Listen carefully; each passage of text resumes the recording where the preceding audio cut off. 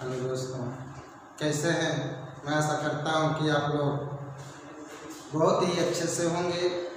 मैं जय Singh Patel GK online study में एक बार फिर आप सभी का हार्दिक स्वागत करता हूं। आज मैं आप लोगों के समक्ष नया चैप्टर लेकर आया हूं जिसका नाम है basis structure of Indian constitution. Basis structure of Indian constitution, संविधान का मूलभूत ढांचा। आइए देखते हैं।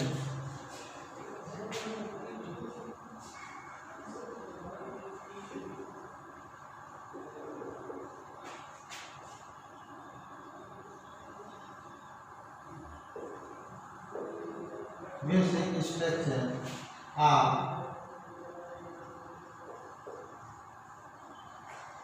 the Indian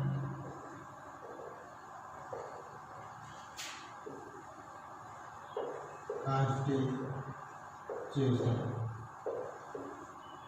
Structure of basic structure of Indian Constitution.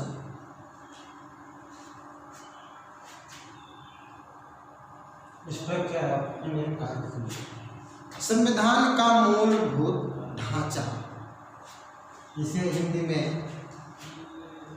भारतीय संविधान का मूलभूत ढांचा या इसे आधारभूत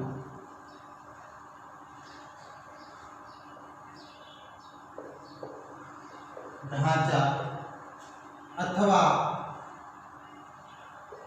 मूल ढांचा कहते हैं।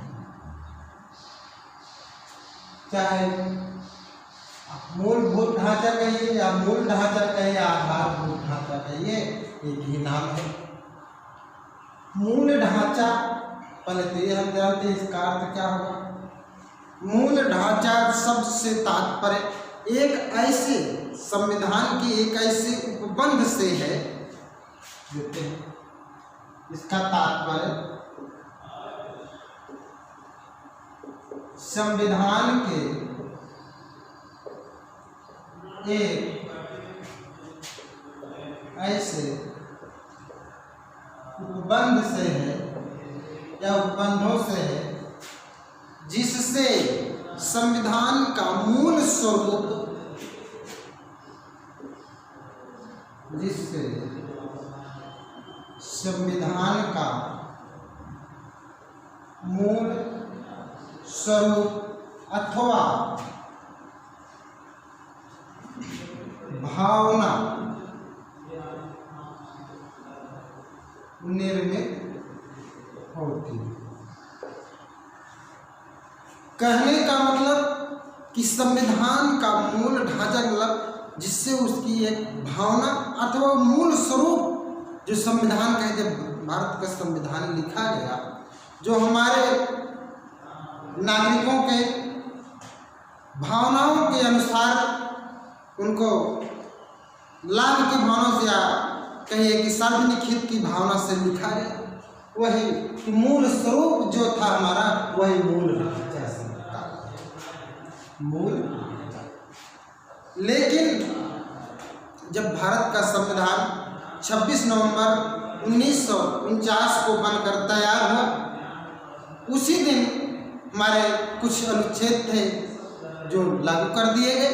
बाकी के सभी अनुच्छेद या पूर्ण संविधान 26 जनवरी 1950 को लागू हुआ। जब हमारा संविधान लागू हुआ, बनाया जा रहा, तो उस समय उस परिस्थिति को ध्यान में रखकर बनाया गया। लेकिन जैसे ही 1950 में बना, उसके बाद शासन व्यवस्था चालू हो गई भारत में हमारे संविधान की कार्य। तो स्वाभाविक सी बात है कि कहीं भी कोई भी कार्य हो रहा है तो कुछ न कुछ आगे समस्याएं आती। तो हमारे सामने भी ठीक उसी प्रकार से जो संविधान के तहत हम नियम चला रहे थे, शासन व्यवस्था चला रहे थे, कुछ न कुछ समस्याएं आती रही। उस समस्या के निराकरण के लिए ये भी दिया गया था कि यहाँ पर संशोधन 3 प्रकार बताए गए थे। भारत में संविधान में संशोधन की प्रक्रिया, जब संविधान में कुछ समस्याएं आई हमारे देश में संविधान के समक्ष कि अब क्या होगा, तब संशोधन करने की जरूरत पड़ी। लेकिन संविधान में संशोधन के 3 तरीके बताए गए, जिसका उल्लेख अनुच्छेद 368 में है। 368 भाग 20 में इसका उल्लेख किया। लेकिन जहां विश्व का सबसे कठोर कानून शासन व्यवस्था संविधान संशोधन पर सबसे कठोर है अमेरिका, जहां संविधान में संशोधन करना आसान नहीं होता है, और ब्रिटेन में संसद जब चाहे उसमें साधारण बहुमत से कोई भी संशोधन कर सकती है। सबसे लचीला संविधान बताया गया। लेकिन भारत में दोनों को समन्वय बताया, माना गया कि ना तो बहुत कठोर होगा ना तो बहुत सरल ही होगा संविधान संशोधन की प्रक्रिया। लेकिन यहाँ पर एक चीज और है कि कुछ भाग्य से किसी के देश राज्य के नाम परिवर्तन या कम करने का, सीमा परिवर्तन करने की बात आई, तो साधारण बहुमत से जो है संविधान में संशोधन तो हो सकता है। लेकिन कुछ ऐसे हैं जहां 50% प्लस संसद में उपस्थित मतदान करने वाले सदस्यों के 2/3 बहुमत, तो उससे अधिक की जरूरत पड़ती है। और तीसरे प्रकार में है संसद में उपस्थित मतदान करने वाले सदस्यों के 2/3 बहुमत प्लस आधे राज्यों की जो है सहमति आवश्यक होती है। तो ऐसे में संविधान में संशोधन करना बड़ा कठिन हो जाता है।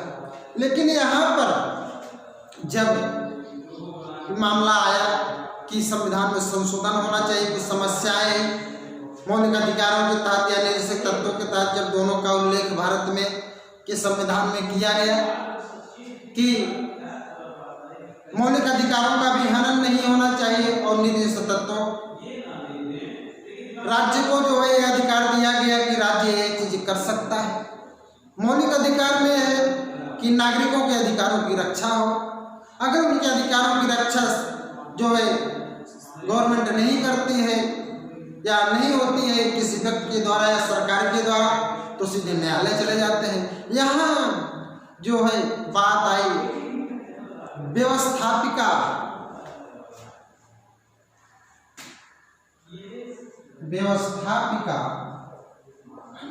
और न्यायपालिका के बीच शक्तियों को लेकर व्यवस्थापिका को कानून बनाने की शक्ति, कार्यपालिका उसे लागू करती है। व्यवस्थापिका संसद में जो है कानून का निर्माण करेगी। लेकिन न्यायपालिका क्या करेगी?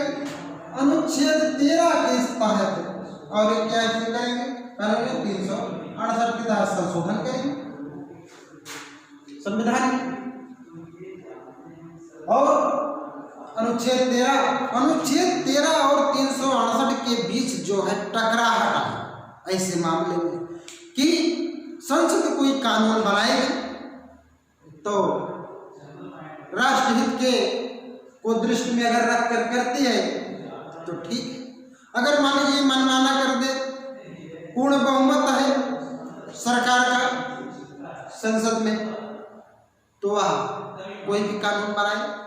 लेकिन उसके खिलाफ अनुच्छेद 13 के तहत जिसके अधिकारों का हनन होगा, जिसके खिलाफ होगा वह कानून सीधे सुप्रीम कोर्ट और 13 के तहत चले जाएंगे। वहां पर 32 लिखा गया, अनुच्छेद 32 के तहत जो है सुप्रीम कोर्ट में चले जाएंगे लोग मौलिक अधिकारों के हनन पर, और साथ साथ उच्च न्यायालय 226 के तहत। अनुच्छेद 13 में विधि शब्द को, आशय को, राष्ट्र या राज्य के स्वरूप तथा प्रकृति को का उल्लेख किया गया। इसमें जो है दो बातों का उल्लेख किया गया अनुच्छेद 13 में। अनुच्छेद 13 में दो बातों का उल्लेख किया गया, दो सिद्धांत बताए गए थे। एक था पृथक्करण का सिद्धांत,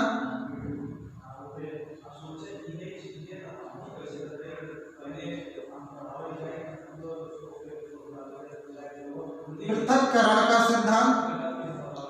इसमें ये बताया गया था कि संविधान लागू होने के अथवा उसके पूर्व कोई ऐसी विधि है जो मौलिक अधिकारों का उल्लंघन करती है तो उस भाग को निकाल दिया जाएगा। अगर उस भाग को निकालने से मौलिक अधिकार बच सकता है तो ठीक है, अगर उस भाग को हम निकाल देते हैं तो संपूर्ण भाग पर ही, संपूर्ण भाग का ही महत्व खत्म हो जाता है, तो पूरे उस भाग को निकाल दिया जाएगा, लेकिन मौलिक अधिकारों का हनन नहीं होना चाहिए। इसका उल्लेख जो है अनुच्छेद 13 फर्स्ट में किया गया है कि अगर मौलिक अधिकारों का हनन होता है तब उस भाग को निकाल दिया जाएगा। अगर उसके निकालने से संपूर्ण भाग का कोई महत्व नहीं रह जाता तो पूरा कानून ही शून्य हो जाएगा। दूसरा सिद्धांत है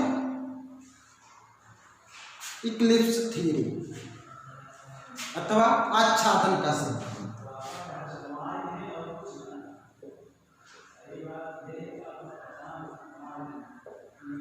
आच्छादन का सिद्धांत इक्लिप्स थ्योरी।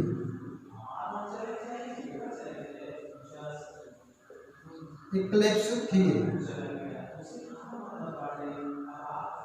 आच्छादन का सिद्धांत। आच्छादन का सिद्धांत क्या?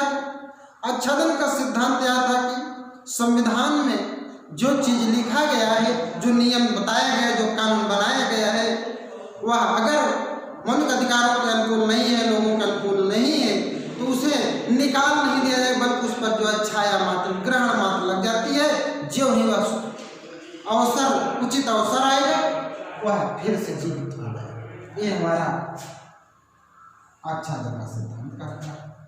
पृथक्करण के तहत ये चीजें कहाँ कब लागू?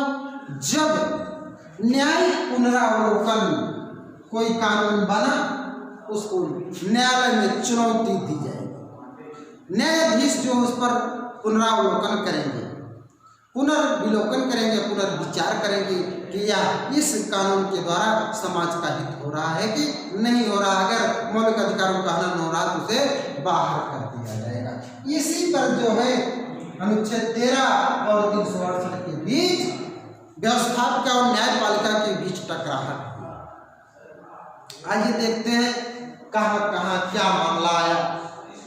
1950 तक तो मामला ठीक था, लेकिन 51 में जरूरत पड़ी कि संविधान में संशोधन किया जाए। आइए देखते हैं, स्क्रीनशॉट इसका ले लीजिए। एक चीज और, यहाँ मूल ढांचा जो है या 13 के तहत न्यायाधीश क्या करता है? मूल ढांचा न्यायिक व्याख्या पर आधारित होता है। इसका संविधान में कहीं उल्लेख प्रारंभ में नहीं किया गया।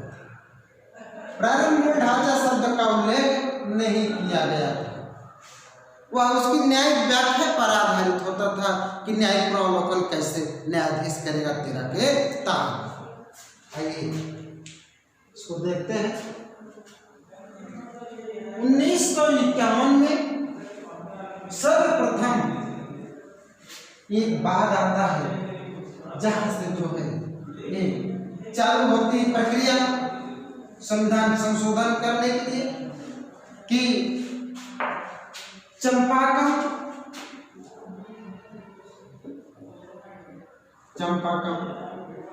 दोराई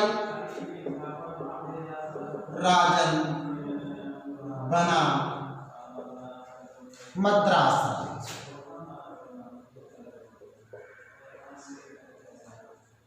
उन्नीस सौ 51।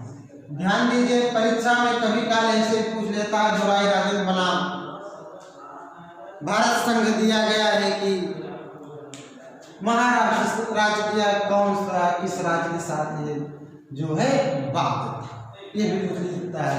दुराई राजा बना।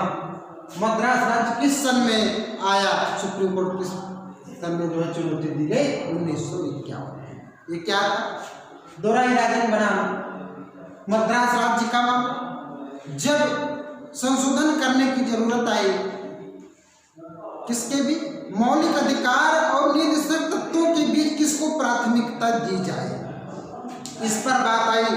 तो इस पर जो है सुप्रीम कोर्ट ने कहा,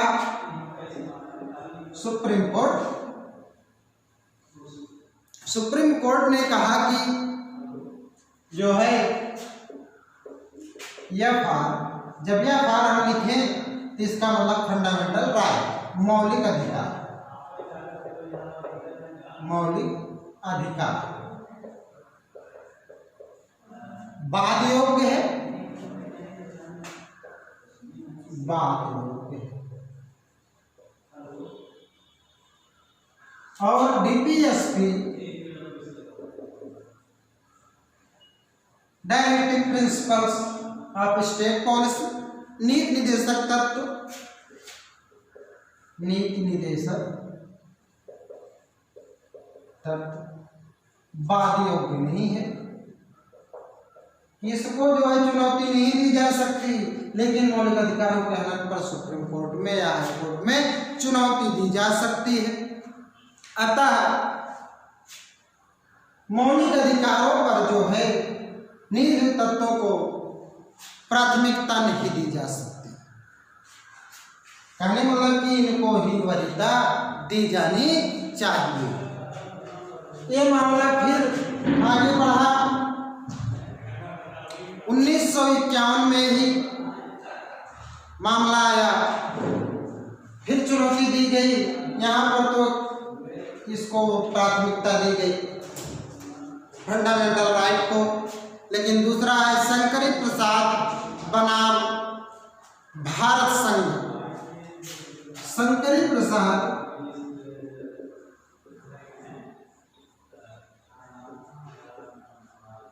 बनाम भारत संघ, 1951 में भी ये भी मामला है। जो ही ये मामला आया, उसके बाद जब इस पर इसको जो है वरीयता दे दी गई, शंकरी प्रसाद बनाम भारत संघ को चुनौती क्यों दी गई, क्योंकि 1951 में ही कुछ संशोधन कर दिया। पहला फर्स्ट अमेंडमेंट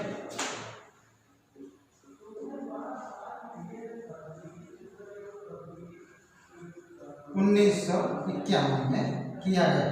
प्रथम संवैधानिक संशोधन 1951 क्या था?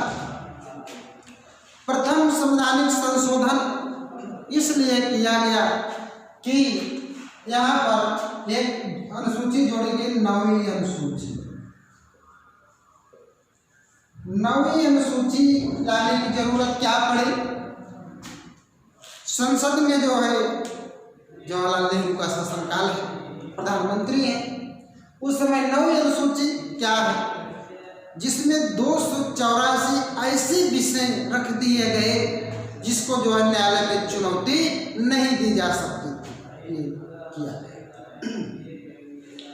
मामला यह था कि भारत में बहुत ही एक तरह से कहिए कि असमानता की स्थिति थी। किसी के पास बहुत ज़्यादा जमीन थी, किसी के पास जमीन नहीं थी, कुछ भी जमीन नहीं थी। ऐसी स्थिति में कहा गया कि भारत तो आज़ाद हो गया था, लेकिन स्थिति सामाजिक स्थिति जो थी वह वैसी की वैसी बनी रही। राजा महाराजाओं के पास बहुत सी जो है जमीन जायदाद थी और साधारण जनता के पास कुछ भी नहीं था। ऐसे में 9वीं अनुसूची ला करके जो है देशी रियासतों को, जिनके पास बहुत सी जमीन थी, उनको कम करके छोटे मोटे लोगों को दे दिया गया। यही राष्ट्रीय एकीकरण या भूमि का जो है एकीकरण कर दिया गया, जिसे चकबंदी भी कहते हैं। और इसी के द्वारा 9वीं अनुसूची में ही जो 46 में था, 46 में निज तत्वों के तहत की और अनुच्छेद 15 के तहत समानता का स्तर, उसी आधार पर 9वीं अनुसूची लाई की। SC, ST, OBC के शैक्षणिक आधार पर उनको रिजर्वेशन 9वीं अनुसूची की। जब 9वीं अनुसूची लाई गई तो राष्ट्रीय एकीकरण या भूमि का जो है एकीकरण किया गया। ऐसे 284 विषय जिनको इसमें बताया गया कि सुप्रीम कोर्ट में इनको जो है चुनौती नहीं दी जा सकती। उसी के खिलाफ शंकरी प्रसाद बनाम भारत संघ बनाया गया, लाया गया, जिसमें सुप्रीम कोर्ट ने यह कहा कि संसद को अनुच्छेद 368 के तहत संविधान के किसी भी भाग में संशोधन करने की शक्ति है। इसमें यही कहा गया कि सुप्रीम कोर्ट ने यह कहा कि संसद अनुच्छेद 368 के तहत संविधान संशोधन के तहत संविधान के किसी भी भाग में संशोधन कर सकती है।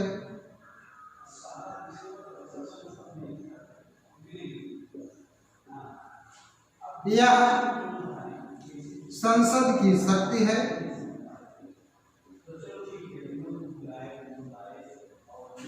यह बात जो है शंकरी प्रसाद बनाम भारत संघ 1951 के मामले में कही गई। शंकरी प्रसाद बनाम भारत संघ में कि किसी भी भाग में जो है संसद संशोधन कर सकती है, यह संसद की शक्ति है। आगे चल करके फिर जो है कुछ लोगों ने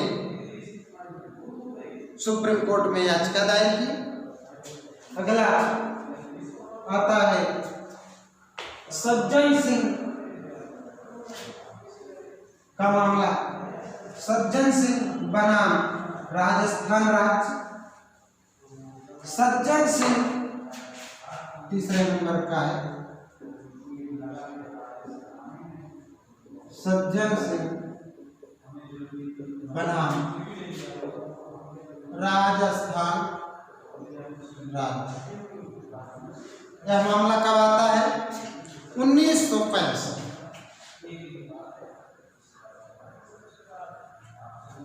सज्जन सिंह बनाम राजस्थान के मामले में भी जो है सुप्रीम कोर्ट ने कहा कि वही बात शंकरी प्रसाद वाले मामले को ही फिर दोहराया गया कि संविधान में किसी भाग में जो 368 के तहत संशोधन किया जा सकता है। फिर इसके बाद इसे चुनौती नहीं दी जा सकती किसी भी न्यायालय में। यह मामला दोनों शंकरी प्रसाद और संसद के पक्ष में गया, व्यवस्थापिका के पक्ष में रहा। लेकिन इसके बाद चौथे नंबर पर आता है एक फिर चुनौती दी गई। देखिए, मौलिक अधिकार और निजी तत्वों की टकराहट है। व्यवस्थापिका सोच रही है कि हमको एक पूर्ण अधिकार दिया जाए संविधान में संशोधन करने का, तो न्यायपालिका सोच रही है कि हमको न्याय पुनरावलोकन के द्वारा शक्ति हमारी भी बनी रहनी चाहिए, हम भी स्वतंत्र हैं कोई निर्णय देने के लिए। गोलकनाथ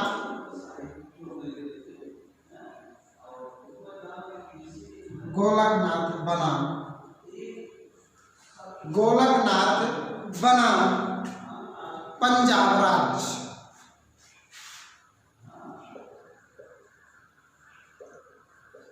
गोलकनाथ बनाम पंजाब राज्य के मामले में जो है इसके खिलाफ शंकरी प्रसाद और सज्जन सिंह के खिलाफ जो है याचिका दायर की गई। गोलकनाथ बनाम पंजाब राज्य 1967। यही से मामला अब चेंज होगा। गोलकनाथ बनाम इसमें सुनवाई सुप्रीम कोर्ट में जब की गई तो मुख्य न्यायाधीश उस समय कौन थे? मुख्य न्यायाधीश सुब्बा डी सुब्बाराव लिखा जाता है, श्री सुब्बा की अध्यक्षता में जो है 11 न्यायाधीशों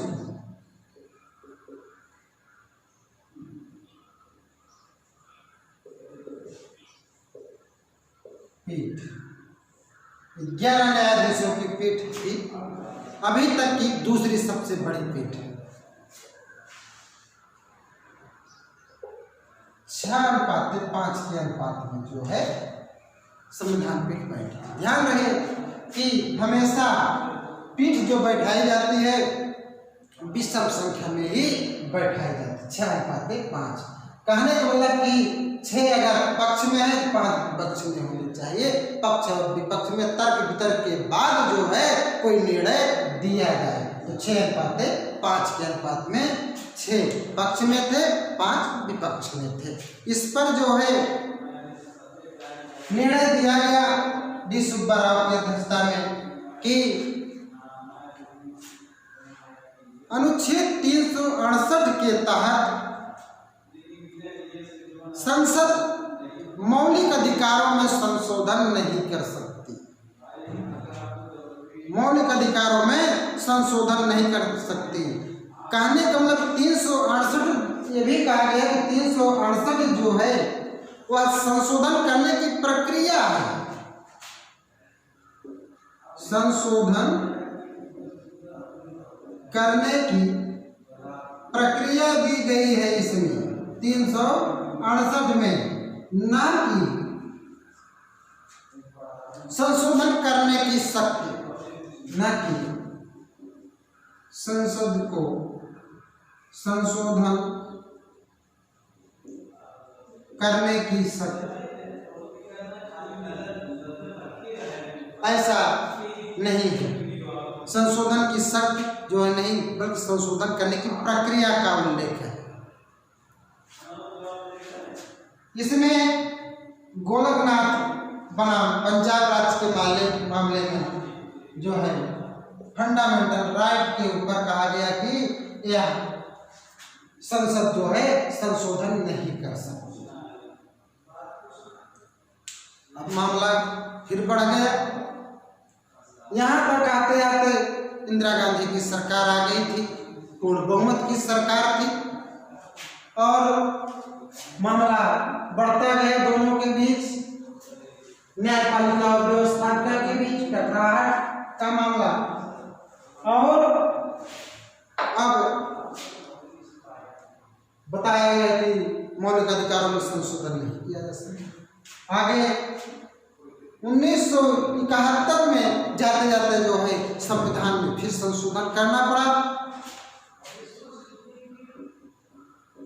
24वां और 25वां संविधान संशोधन अधिनियम।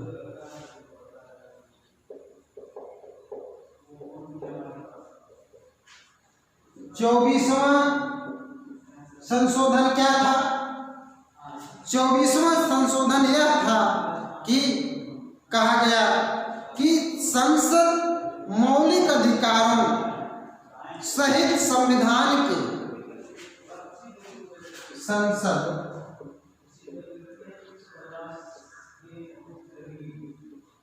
या फंडामेंटल राइट सहित संविधान के किसी भी भाग में असीमित संशोधन कर सकते हैं। असीमित संशोधन संशोधन कर, यहाँ जो है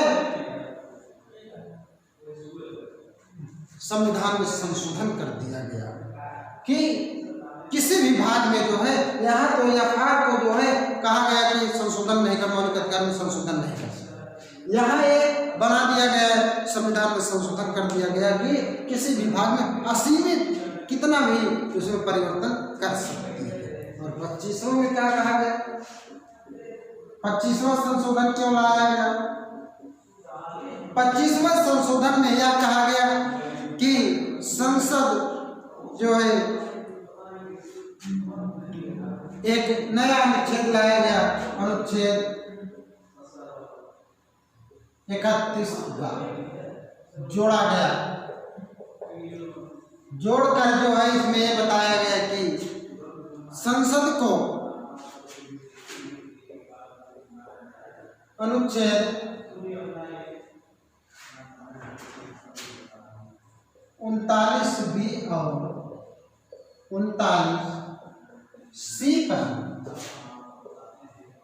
के मामले में डीपीएसपी को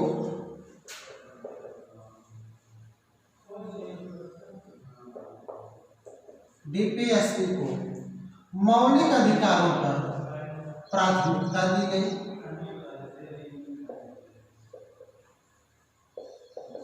मौलिक अधिकारों पर प्राथमिकता और कहा गया कि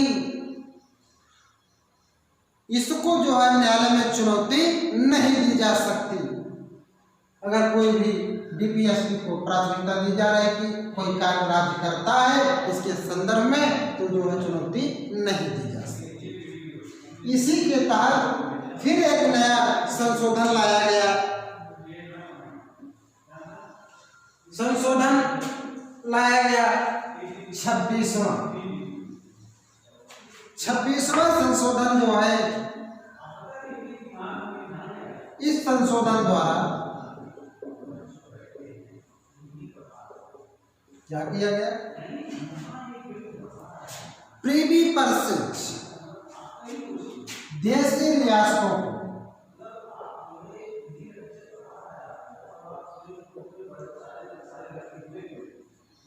देशी रियासतों जो प्रीवी पर्सेंट मतलब देशी रियासत जिनको विशेष सुविधाएं मिलती थी, मिलने वाली विशेष सुविधाओं को समाप्त कर दिया।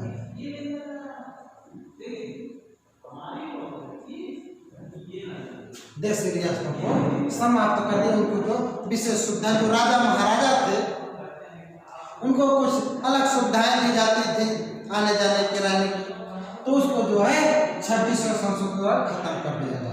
और यहाँ पर क्या किया गया, यहाँ पर भूमि सुधार नवीन जो हमने बताया था उसको यहाँ पर भी लाया लागू किया गया।